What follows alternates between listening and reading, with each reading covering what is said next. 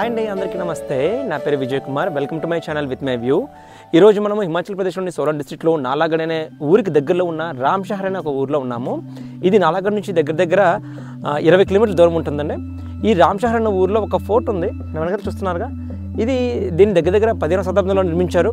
ఈ ఫోర్ట్లోకి వెళ్ళడానికి entrance fee 350 రూపాయలు అండి, మనం ముందే తీసుకోవాల్సి ఉంటుంది. అలాగే మీరు నా వెనకాతలు చూడొచ్చు కొన్ని ఇల్లులు, అంటే ఇక్కడ వీటిని రెంట్కి ఇస్తారండి.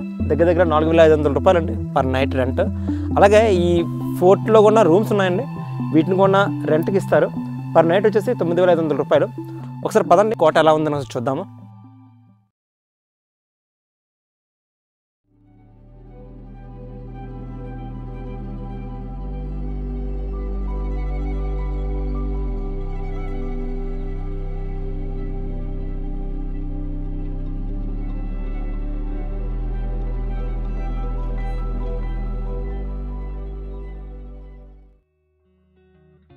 మనం ఈ కోటలోనికి ఎడమవైపు నుంచి లోపలికి వెళ్ళాల్సి ఉంటుందండి. ఇదే ఆ ద్వారం.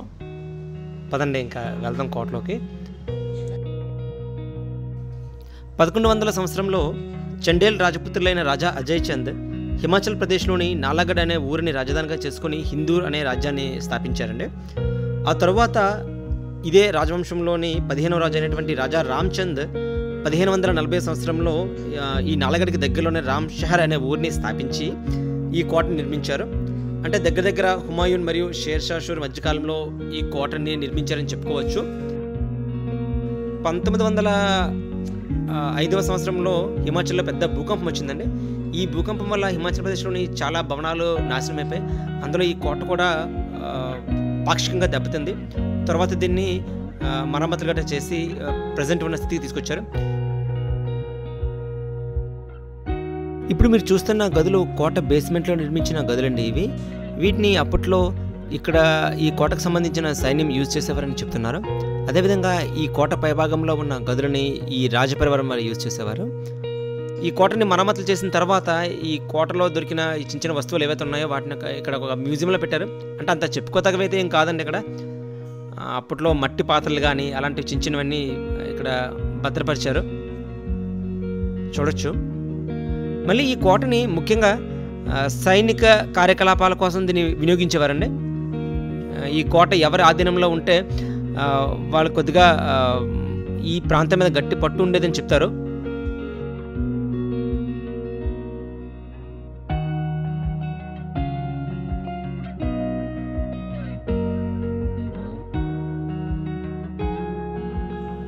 మీరు చూడొచ్చండి, ఈ కోటని భూకంప ప్రభావం తర్వాత మరమ్మతులు చేసే సమయంలో మీరు చూస్తున్న ఈ వాద్య పరికరాలు మరికొన్ని అవశేషాలు లభించాయి.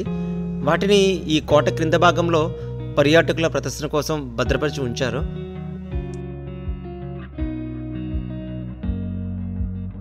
ఈ కోట యొక్క క్రింద భాగంలో మన యొక్క సొరంగ మార్గాన్ని చూడొచ్చండి. ఇదేనండి ఆ సొరంగ మార్గం, మూసివేయబడింది ప్రజెంట్ ఇప్పుడు.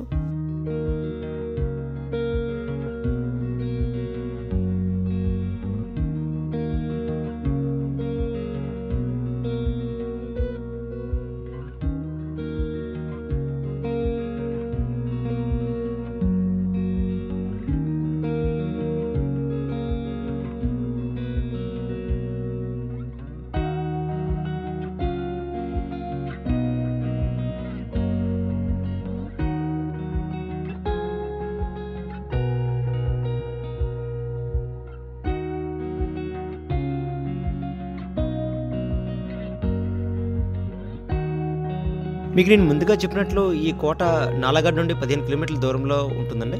అదేవిధంగా చండీగఢ్ నుండి అయితే దగ్గర 72 కిలోమీటర్ల దూరంలో ఉంది. ఇక్కడికి చేరుకోవడానికి అన్ని రకాల రవాణా వ్యవస్థ అందుబాటులో ఉంటుందండి, ఈజీగా చేరుకోవచ్చు.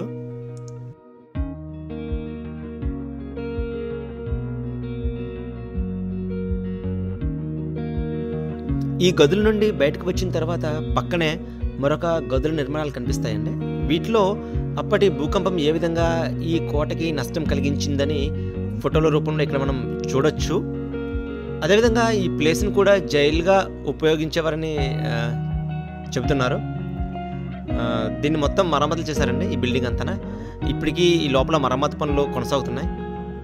ఇంకొక విషయం అండి, ఇప్పటికీ ఈ కోట రాజపరివారం ఆధీనంలోనే ఉంది. దీన్ని వీళ్ళు హెరిటేజ్ హోటల్‌గా మార్చారండి దీన్ని.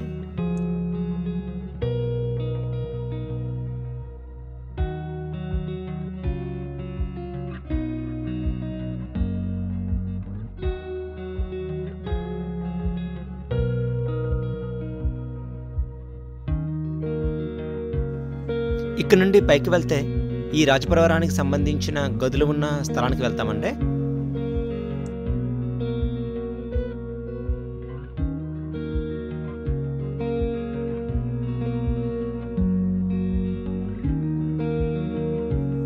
ఇప్పుడు మీరు చూస్తున్నది ఈ కోట యొక్క నీటి అవసరాలకు సంబంధించి నీటి ఎద్దడిని తట్టుకోవడానికి నిర్మించిన బావుల వంటి నిర్మాణాలండి.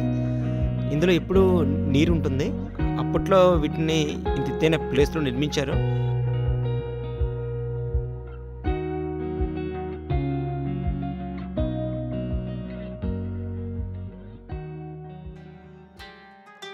పదండి ఈ అద్భుతమైన కోటని కొద్దిగా బర్డ్ ఐ వ్యూతో చూద్దాం.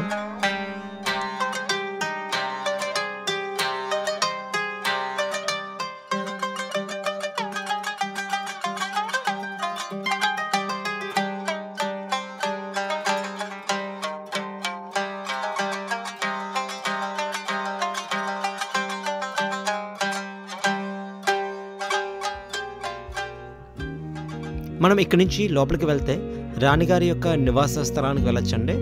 ముందుగా మీకు చెప్పినట్లు ఇక్కడ ఈ కోటలో ఉన్న రూముల్ని అద్దెకిస్తారండి. వీటికి కాస్ట్ ఎక్కువ. ఒక నైట్కి వచ్చేసి దగ్గర దగ్గర 9,500 రూపాయలు వీళ్ళు ఛార్జ్ చేస్తారు. ఇక్కడ మెయింటెనెన్స్ కూడా చాలా బాగుందండి చూడడానికి. మీరు కూడా చూస్తున్నారు కదా. ఇదండి ఈ లోపల నుంచి వెళ్ళాల్సి ఉంటుంది.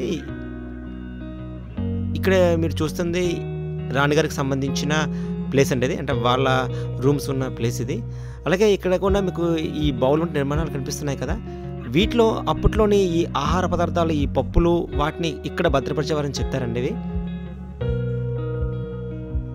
ఇలా బౌల్ వంటి నిర్మాణాలు చేసి వీటిలో ఆ పప్పులు కానీ ఆ ధాన్యాలని వాటిని ఇందులో సేవ్ చేశారని చెప్తారు. మీరు ముందుగా చూసారు కదండి, అవి వచ్చేసి నీటికి సంబంధించినవి. ఇవి వచ్చి ఆహార పదార్థాలను దాచుకోవడానికి కట్టినవండి. ఇవి చాలా బరువుగా ఉంది.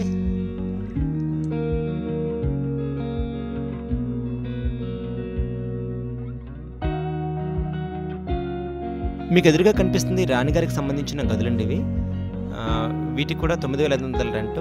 నేను ముందుగా చెప్పినట్లు రెంట్ అయితే ఎక్కువేం కాదండి. ఎందుకంటే అప్పట్లో రాజపరివారం నివసించిన ప్లేసుల్లో మనం కూడా ఒక టైం స్టే చేసామని చెప్పుకోవడానికి కొద్దిగా గర్వంగా ఉంటుందని చెప్పుకోవచ్చు కదండి.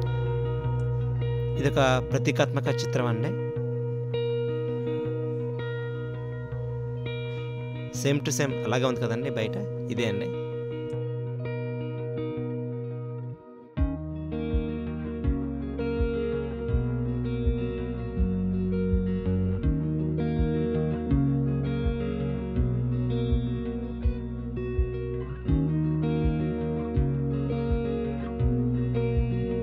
ఇక్కడ లెట్రిన్స్ వంటి నిర్మాణాలను చూడొచ్చండి. ఆ కాలానికి సంబంధించిన నిర్మాణాలు ఇవి.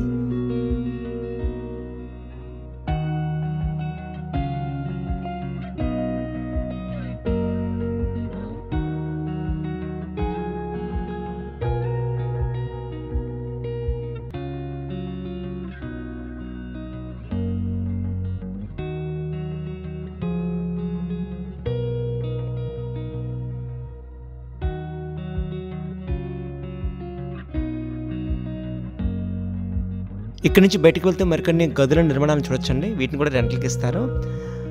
ఇక్కడ నుంచి మనం ఇలా బయటకు వెళ్తే ఇక్కడ మనకు ఒక పూజా గది కనిపిస్తుందండి. అప్పటి టెంపుల్ అని చెప్పుకోవచ్చండి. ఈ కోటకు సంబంధించి కాళికామాతకు సంబంధించిన టెంపుల్ అండి ఇది. శక్తిమాతకు సంబంధించిన టెంపుల్. పదండి ఒకసారి మనం కూడా లోపలికి వెళ్ళి దర్శనం చేసుకుందాం.